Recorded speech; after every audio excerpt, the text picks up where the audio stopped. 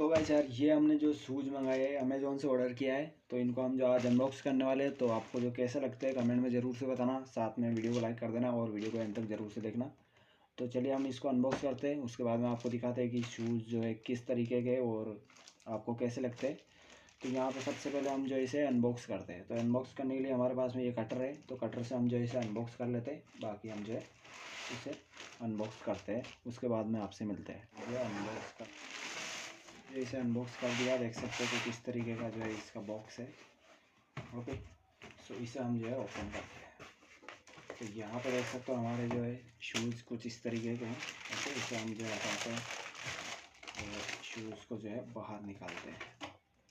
तो देख सकते हो ये हमारे जो है शूज़ हैं। तो पहले इस बॉक्स को जो है साइड में करते हैं। अभी देख सकते हो कुछ इस तरीके का हमारे जो शूज़ है। आपको ये कैसे लगते हैं कमेंट में बताना। बाकी जो है अभी हम देखते हैं कि जो हमारे जो शूज़ है वो मेरे को जो है कि अच्छे लगते हैं कि नहीं लगते हैं। ओके,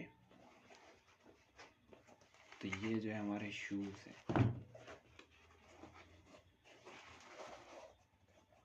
अभी आपको जो है पहन के भी दिखाएंगे कि हमारे जो शूज़ है किस टाइप के लगते हैं पहनने के बाद में। ओके, ये जो है किसका जो है स्टिकर्स हैं। ओके,